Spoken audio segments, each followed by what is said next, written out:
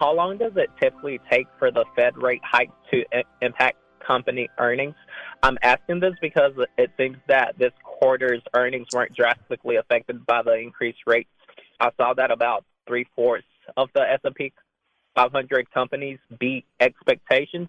This led me to wonder, how long of a time frame does it usually take for these things to kind of kick into companies, earning reports and whatnot? Right. It takes 3 to 6 months. Remember, they started raising rates some time ago. So for that increase to start affecting earnings, we saw it affecting, even though they beat expectations, they still affected some of the earnings, especially depending on the sector. Going forward, of course, it's going to really hurt the housing sector. That's going to be the number one pain. And then, of course, any materials that support the housing sector, because interest rates are rise, meaning mortgage rates are higher, meaning people are not going to, can't afford to buy a new house, and it's going to slow it way down, and it has already. So it takes 3 to 6 months for when the Fed start raising rates to filter into the system. And so they're still raising rates. So we're not done with with the impact that it's going to have. We're not finished. Now, on the other hand, of course, now they spent $800 billion in this new act, so that will support certain sectors. So, you just got to be careful what sectors you're going to pick. Thanks for the call. I appreciate it, Arlington. Let's go to New York and talk to James. He wants to talk about home ownership. Yeah, I was wondering if maybe you thought it was a wise time in general to invest in one's home. And in particular, I'm talking about curb appeal, say a new driveway or a new stonework on the front of the house. This is a year that I've increased my 401k contributions. Also, I was wondering if there is a percentage of one's income that might be wise to allocate on a renovation of one's home that I described. Well, do you plan to stay in that home for a long period of time? I do, yes. Okay. Well, the cost of materials, the cost of labor is pretty high right now. So it's probably not the best time. Probably later next year, will be a much better time. So I'd get a bunch of bids and do a lot of research. This is your time to make sure you're doing the right thing with the right contractor. Then you can make that decision. I wouldn't be in a rush to do it right now. But, as the economy softens, as inflation comes down, there's going to be a better time, probably in the next 12 to 18 months to get that done. And this is the time to do some research and get bids and kind of time that right. Unless you're in a hurry, which, you're in there long term. I don't think you're in a hurry to, do it so you can sell the house or anything like that. I would just be patient and be doing a lot of research right now. Thanks for the call, James. Hello, InvestTalk. My name's Enrique from Pacific Beach. My question is, with the water shortages going on right now across the Southwest, especially Arizona, is it a good time to start picking up water companies, for example, like AWK or ETF like PHO or PIO? I look forward to your answer on the podcast. Thank you very much. Well, on a long-term basis, I would say yes. I like the water sector because there's going to be more demand, and climate change is. It's just going to make it more difficult to move water from one place to the next because the infrastructure has to move too, and that's very difficult and expensive to change. But these companies will take advantage of that. So I kind of like it for that reason. Now, AWK, American Water Works, is a $28 billion company. It's $158 a share, and it's going to make $4.80 next year. So you're talking about a 30 PE, so it's not cheap. I don't think you're not the first one with this idea. So I think it might, you want to wait till these things go on sale. And they're not so far, even though the last 2 quarters, this company, AWK, American Water Works, last 2 quarters, sales have been shrinking. Why do listener questions make InvestTalk better? Which of these would you recommend? Because each caller presents fresh questions in their voice. I was curious if you still think aluminum has a ways to go from here. When do I know the right time to take profits. Should I be looking for an exit? Should I be holding here? And listeners instinctively realize that InvestTalk uniquely offers a welcome dose of investing satisfaction. I think you have a terrific show, and I've learned a whole lot. Hey guys, love your show. I've been listening for several years now, and I've learned a lot. Justin Klein and Steve Peasley understand what investors need and want. I would look at it from a tax perspective. If there's no tax implications, move on, find better ways to use that money. I'm going with the odds. I think a half position now would at least get you in it and get you watching it so you won't lose track of it. Don't forget to call InvestTalk, 888-99-CHART. Please call with your questions and comments, though, 888-99-CHART, 888-99-CHART, and Steve will answer them on the next Invest Talk. Hey, this is Jeff from Montana. I've been listening for a few years. I want to thank you guys for all that you do. I'm 25, just opened a Roth IRA, and already have my own portfolio on TD Ameritrade made up of about 30 different stocks. I wanted to know what you guys would recommend for the Roth IRA, whether I should go the same route and use the same percentages in my current portfolio, or if I should go a different route, invest in ETFs such as mid-cap, small-cap, value, or the S&P 500. I also want to know if you guys would recommend contributing the max $6,000 each year to the Roth. Looking forward to hearing your answer. Thanks. Well, if you're allowed to contribute $6,000 to the Roth based on your income, I would probably do that. And if you're already doing the work to build a portfolio of 30 different names that are well diversified and doing well, I don't see why that wouldn't apply to a Roth IRA too. Now, if you want to create broader diversity and not have to do a whole lot of work, you could use ETFs and just simply index. But you're already doing the work. If you have confidence in yourself and your process, then I would go with individual names, because I think that's always better if you if you know what you are doing. Thanks for the call. Hello, Justin and Klein. Thank you, and I love your show. I listen every day. This is Ella from the Middle East. My question is, can you name for me the best low-risk ETF to put my money on, not rather than keep the money in the bank, on my account bank? I consider your opinion. Thank you so much again, and have a great day. Okay, low risk means very little stock market exposure. So your low risk ETFs is what you're asking about, would be like an ultra short bond fund. That would be low risk. A little bit more risk would be just a short duration bond fund. Okay, well, that would have no stock market exposure. When you start getting any stock market exposure, you can't call it low risk anymore. It just means more risk. When we sit down and meet with people, we talk about it. Justin and I talk about risk and how much risk and how to judge what risk you're taking. And as you get older, you want low risk. You want lower risk. But I also suggest that you always have some exposure to the stock market, because that's the only way you're going to outperform inflation. Inflation is going to eat into your money. So what if the CD rates are going, maybe they'll be 4 and 5%, but if inflation's 8%, that's not going to help you. It's not. It means you're not even keeping up with inflation. So your money will buy less than 2, 3, 4 years from now than it can buy now. And even though it's growing, it's still buying less. The dollars are not buying what it should be buying. Got to stay up with inflation. Got to stay up with inflation.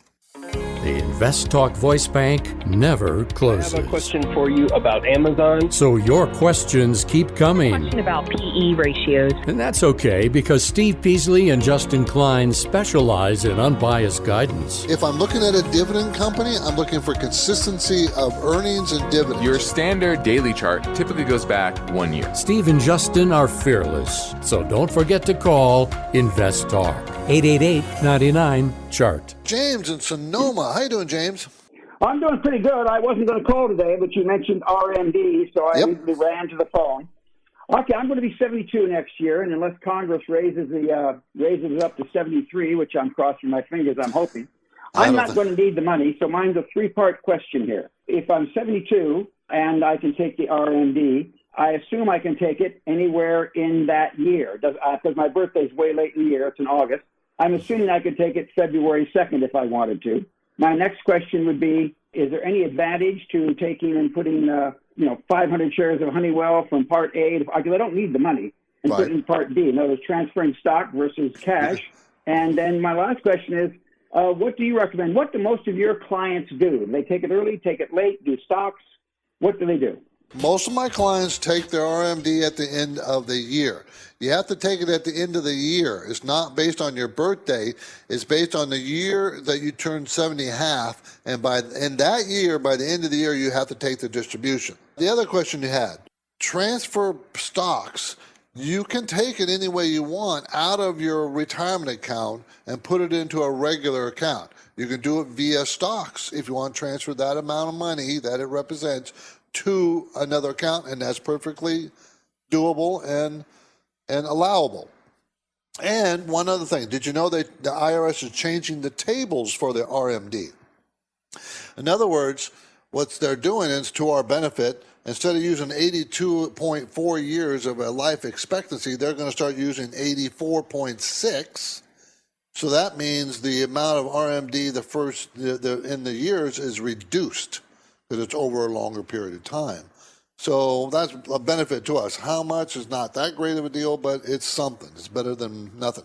And I doubt seriously, James, that the IRS is going to extend another year. I don't see that happening. I really don't. And thank you for the call. I appreciate it. That was a good question. Thank you. Do you have questions about FDIC security, mortgages, money market funds, losses to your retirement plans? Give us a call today, 888-99-CHART. Okay, we're going to go to Paul in San Francisco. How you doing, Paul? I'm good. Thanks for the call. I have a question about required minimum distributions. You're required to take them out after age whatever, 70 or something like that. And 72. And then you have 27 years or something like that to get them all out. And so is there a maximum age that anybody can have any money in there? And that would be, I think, below 100 and somewhere above 95. Is that true? You have to take your minimum distributions. They don't start until you're 72. We're talking about retirement accounts that, regular IRAs or regular 401ks, that you have to start taking the money out because the federal government wants your taxes on that money. That's the purpose. But they changed it from 70 to 72 a year or two ago, so you don't have to start taking minimum distributions until you're 72. And they just recently, extended the life expectancy a couple of years. So that means they'll be reducing the amount that they require you to take a little bit because you'll live longer. So you don't have to work it down to any specific number, Robert. They just make you take out a certain percentage every year based on the tables. So, you could pass away, or I could pass away having $1 million in our IRA. That could happen. So there's no, you don't have to take so much out, only based on their requirements of minimum distributions. And whatever's left is left. Okay? Thanks for the call. Appreciate it. I can't have anything over, if I'm over 100.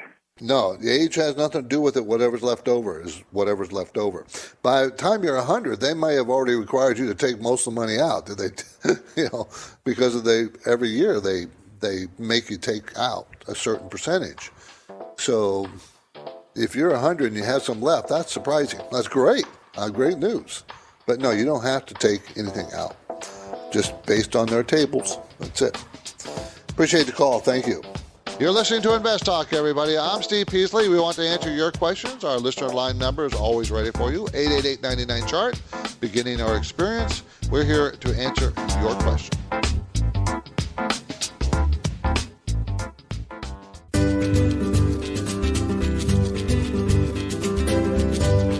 You're listening to an encore presentation of InvestTalk. Please call with your questions and comments, though, 888-99-CHART, 888-99-CHART, and Steve will answer them on the next InvestTalk. Let's go to Art in Tucson, who wants to talk about trailing stops. Hello, Justin. It's Art from Tucson. Love the show. Thanks for all you guys do out there for us. I had a basic question on trailing stops, and basically, I want to know when it's appropriate to employ a trailing stop and if it's preferred to use a percentage or a point strategy for a trailing stop and why. And then what is considered a tight stop? I hear that term thrown around, but it's rarely defined by anyone in a terms of a percentage, at least. Okay. Thank you. Yeah, great question. And the answer is always going to be a percentage wise, because some stocks trade for in the teens, other stocks trade for hundreds of dollars per share. So you never want to go by, down $1, up $1, because that can mean a lot of different things depending on what stock you're talking about. And then you never want to use a hard and fast number of 8% or 10%, because some stocks are very volatile or others are not so volatile. Procter & Gamble, that's going to have low volatility. And so you probably want a smaller stop, 6%, 5%, something like that. Whereas, say you're trading Tesla, which can move dramatically in a short period of time, a 5% stop is going to get you stopped out very often. So a lot of it has to do with the historical volatility that that the stock tends to move with. And so I don't like to use really those percentage numbers. I rather use the moving averages, so as well as support levels. So stocks tend to move and find support or resistance at certain moving averages. And so when the character of the stock changes, meaning let's say it's in an uptrend and it tends to find support at the 100-day, and then suddenly it found support at the 100-day for a short period of time and then failed. Well, that means that stock is changing character, that maybe that long uptrend that it's been in is no longer in place or is being threatened. And that's when you want to think about exiting or reducing your position. And so that's what I rather use is a moving average. You could also use other support areas like previous breakout points. So a lot of times the stock will move up, it'll consolidate for a while, then it'll move up again. Well, it'll return back to that previous consolidation area and typically find support. That's kind of what you saw today in the markets. It hit its consolidation area from early July, and it found support. Now, if you start to break below that consolidation area, suddenly that kind of stair step higher where you get a rally and a pullback and a rally and a pullback, that's a healthy way a stock typically will move, and actually a very sustainable way a stock can move higher. Whereas, if something moves quickly in one direction, oftentimes that dissipates rapidly. So it's more about the characteristics of the chart. And if those characteristics, those bullish or bearish characteristics, depending on if you're long or short, start to change. So that's what I would use. I wouldn't use a hard and fast rule. I would become comfortable with charting and utilizing those tools in order to help you understand the current trends in the market as well as individual names. Thanks for the call. This is InvestTalk, made possible by KPP Financial, where they describe their services as independent thinking, shared success. And this philosophy is why KPP Financial can be of great value to investors. KPP principals Steve Peasley and Justin Klein are committed to unbiased guidance. They don't upsell clients into expensive and questionable investments. Instead, Steve and Justin provide honest opinions and proven strategies based on the individual's current portfolio and risk tolerance. Working with KPP Financial, you can be assured of consistent dedication toward the goal of helping you achieve financial freedom. You can get things started with a phone call or a simple message through InvestTalk.com. The InvestTalk radio and podcast continues now. The phone lines are open. Call with your questions. 888-99-CHART. Let's go to Herbert in San Antonio. Let's talk about earnings calls. Hello, Justin. Thank you so much for taking my call. I appreciate your podcast. I listen to it diligently. My question today is on a company ticker symbol COD as in Delta I. And I was listening to an earnings call the other day, and basically they have $1.3 billion in debt. And the CEO was saying he has all of that debt locked in with unsecured bonds at 5.25%. What exactly does that mean? Well, he's just saying that their debt doesn't need to be refinanced anytime soon. I don't know what the maturity schedule is. Doesn't sound like he talked exactly about that. But the fact that corporate borrowing rates have gone up a lot with interest rates, and if you're locked in at 5.25%, that's a pretty solid rate compared to what most industrial companies are getting right now. And I think that's what he's talking about. That's good if you are a bit worried about their business and the fact that maybe they might slow. It does look like it's slowing a bit, but it's just talking about their corporate debt structure and the fact that it isn't in imminent need of being refinanced at a higher rate and therefore a higher interest cost that would feed into their cash flow statement. There's one thing every successful small business owner knows. Finding and hiring the right people is very important. So they want to be 100% certain that they have access to the best qualified candidates available. That's where LinkedIn Jobs is essential. LinkedIn Jobs helps find the right people for your team faster and for free. It's easy to create a free job post on LinkedIn Jobs. To spread the word that you are hiring, add your job and the purple #hiring frame to your LinkedIn profile.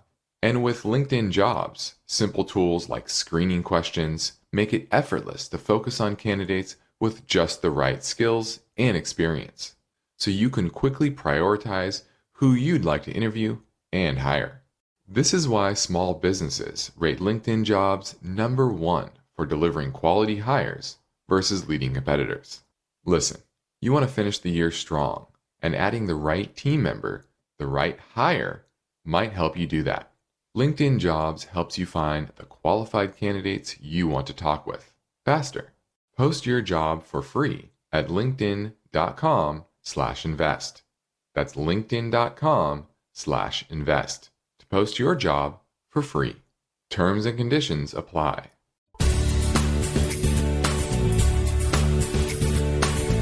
You're listening to an encore presentation of InvestTalk. Please call with your questions and comments, though, 888-99-CHART, 888-99-CHART, and Steve will answer them on the next InvestTalk. Let's go to Eric in Virginia and wants to talk about gold and silver prices. Hey, how's it going, Justin? It's going well.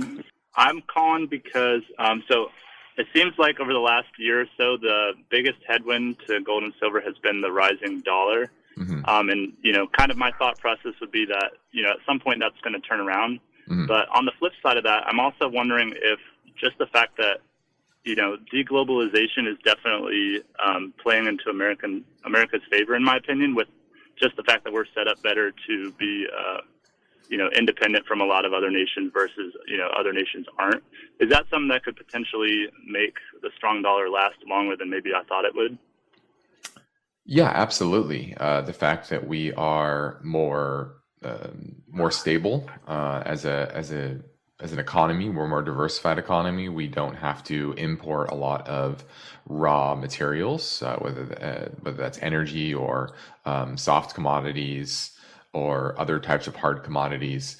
I think that's certainly true long term. We're set up fairly well, energy independent. We're the largest energy producer in the world, as well as we have a lot of deposits of, copper and uranium and all types of other minerals that are important, as well as ag. We're the largest agricultural exporter in the world, and so I think you are correct in that sense, especially if you compare it to the likes of Japan or China, who have terrible demographics, which we have pretty good demographics.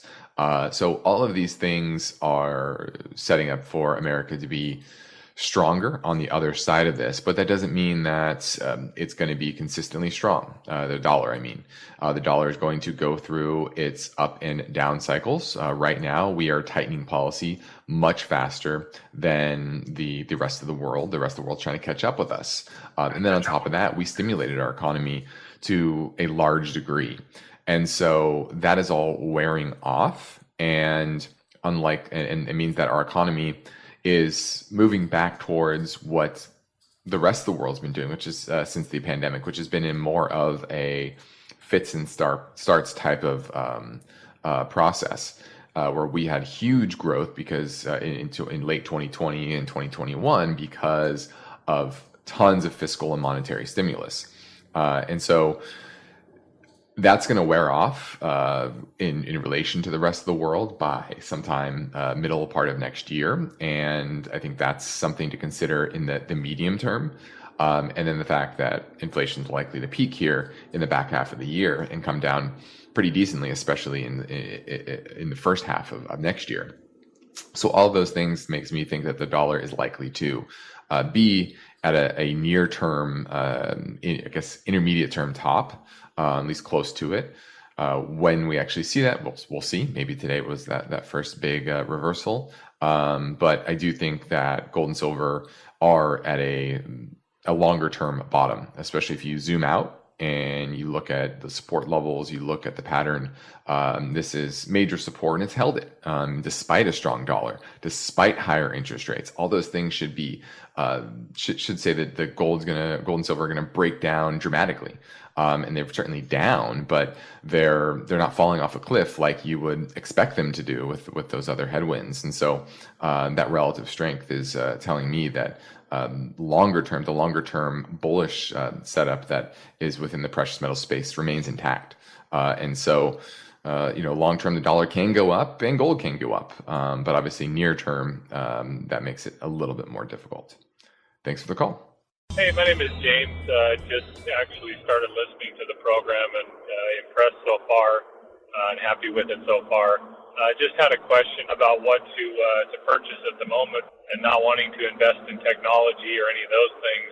Is now a good time to buy commodities, or should a person wait for a while, give a little breathing room and see if commodity prices come down and then purchase at that point?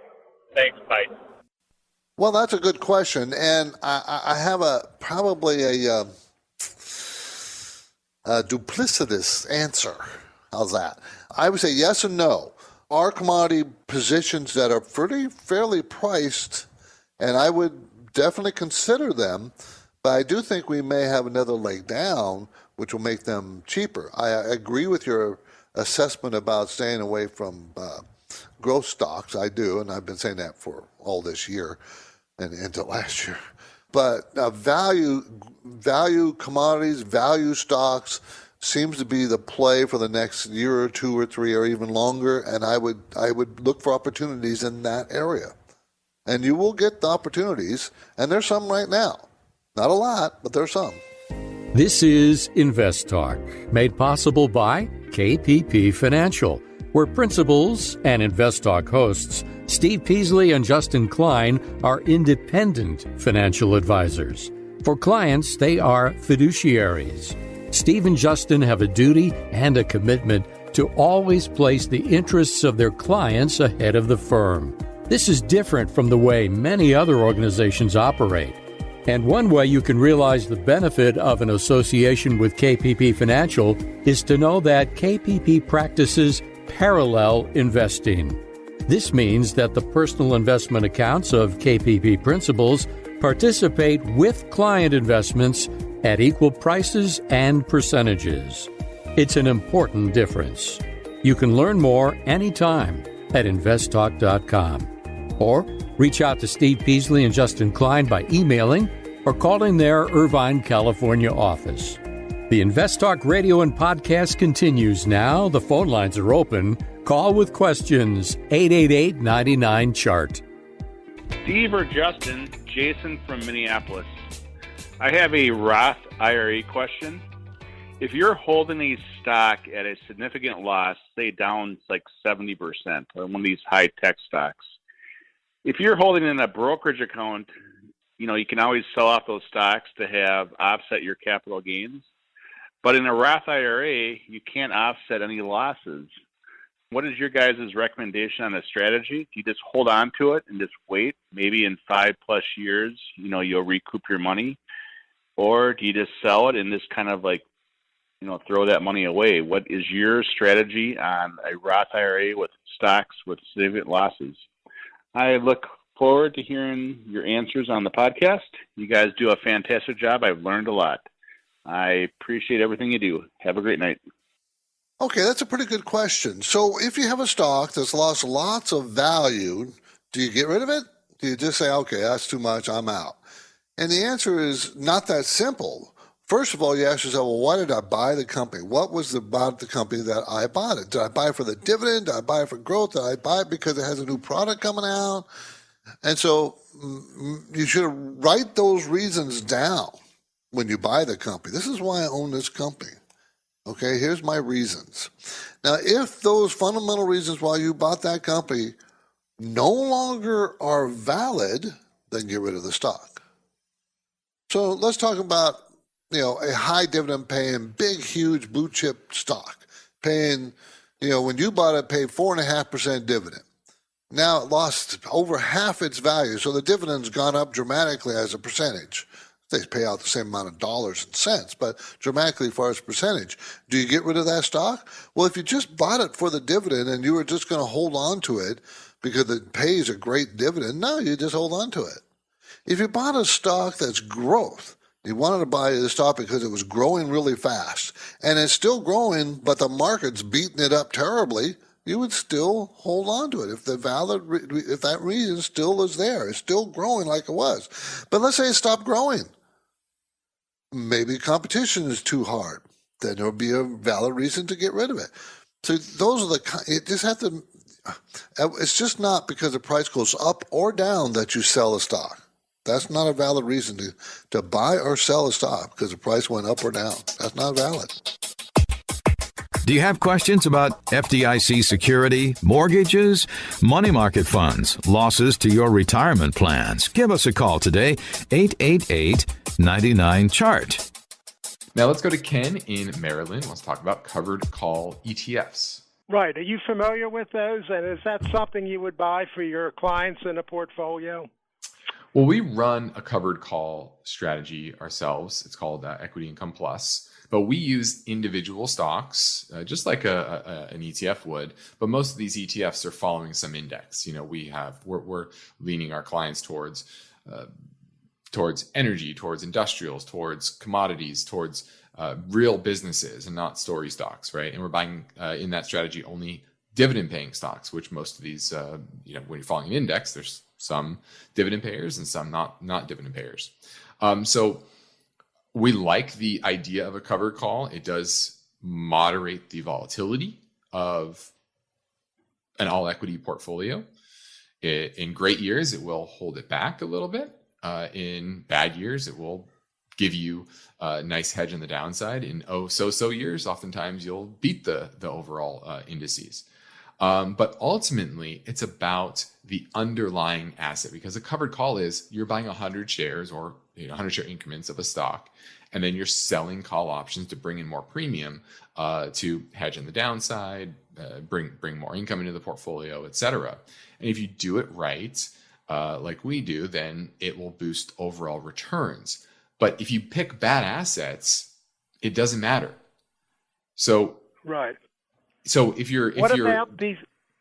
They have particular ETFs that play the indices on a covered call, where you're buying more than just one stock, and they put in the covered call for you on the ETF.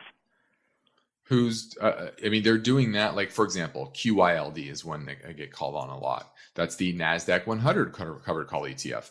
That's what they're doing. Right? They're owning the underlying NASDAQ 100, and then they're selling call options. And I'm not sure there's a lot of different strategies on how you roll those options and manage those options, et cetera. I don't know exactly what they're doing.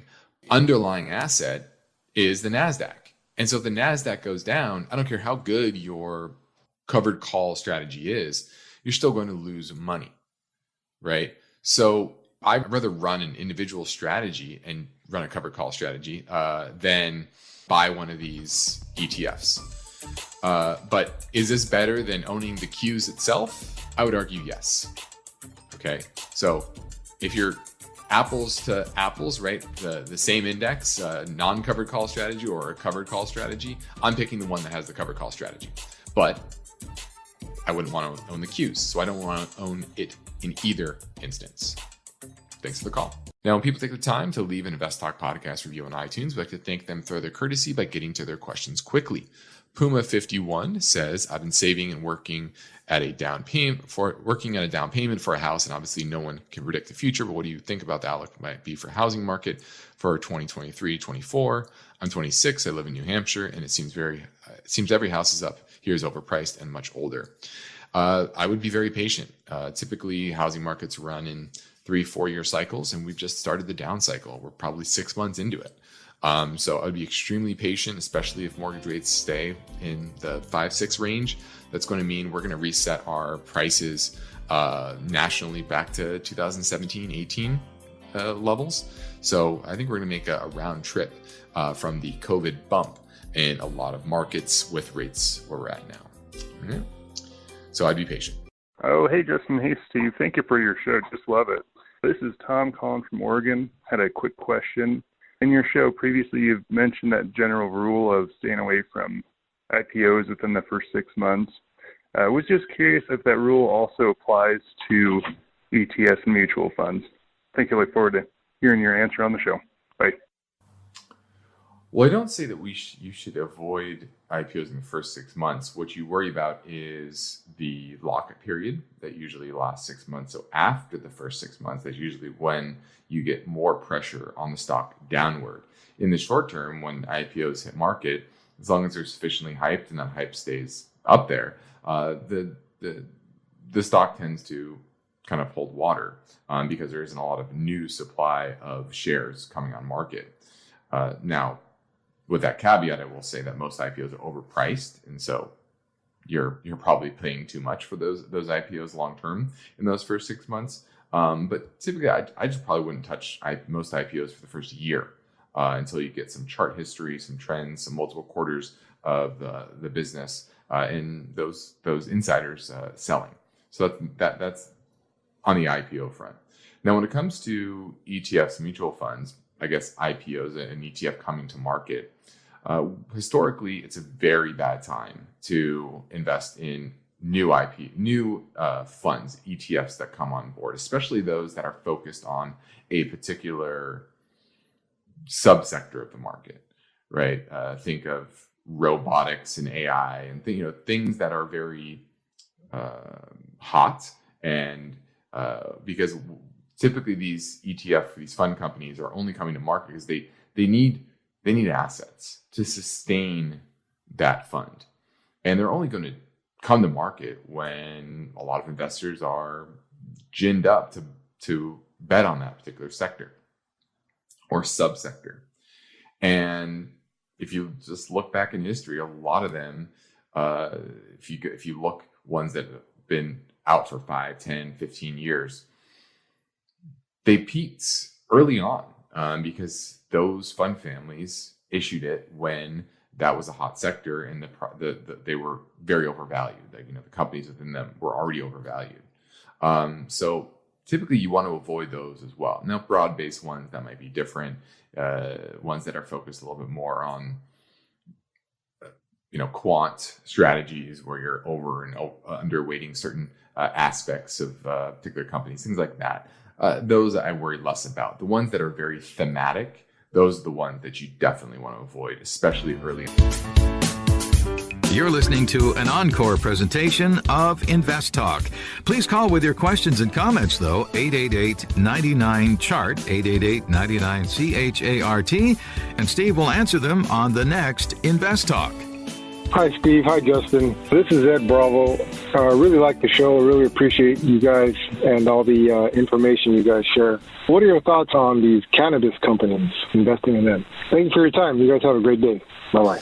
Well, I do think cannabis is another area of future investments because, that area is just growing very fast. And there's a lot of merger and acquisitions going on in that industry. So you're going to have to be careful where you are and try to pick one of those companies that are going to be acquired because they usually jump up when that happens. Let's grab another voice bank question that came in earlier from Atlanta.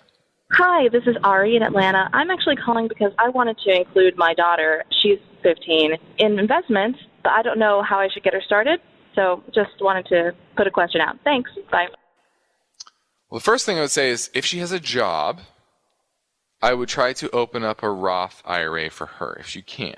She doesn't have to actually fund it. But if she can just have a little bit of a job, earned income, whatever that is, you can put that money into a Roth IRA account. Okay, so I would think about that if you can. And having a little part-time job, not a bad thing. I know it might be a little harder than usual right now, but I think that'd be good for her.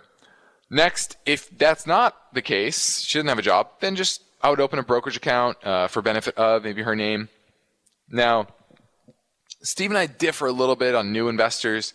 I always think, especially in today's world, now with no commissions, it's easy to put a few $100s in, get them used to investing, and I like to invest in individual companies. Steve would probably say indexing, but I like the individual company route because it allows young investors to start to understand how companies work, invest in the companies that they like, right? Maybe they're on TikTok a lot and they want to buy Oracle, right? Maybe they're on Instagram, they want to buy Facebook, right? Maybe they have an iPhone, they love Apple, they want to buy Apple. And it gets them a little more involved in connection to stock market and then the real life things that are happening. So that's the way I would get them started and start to learn, but with a very small dollar amount. Hello, Noah from Hawaii. Thank you, first of all, for the excellent podcast you put out. My goodness gracious. You enrich us with your entertainment and and the education that you give us on all the financial matters.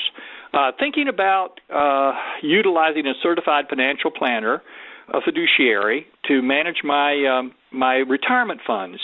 And I want to know the correct, proper questions to ask them to research that company or a particular company. Should I ask them about their annualized return for low, medium, and high-risk portfolios? Should I ask them about their ratings within the industry? And third, should I ask them about their fee structure based upon a dollar amount invested with their firm? Appreciate your answer, and I'll look forward to it. Take care, and aloha from Hawaii.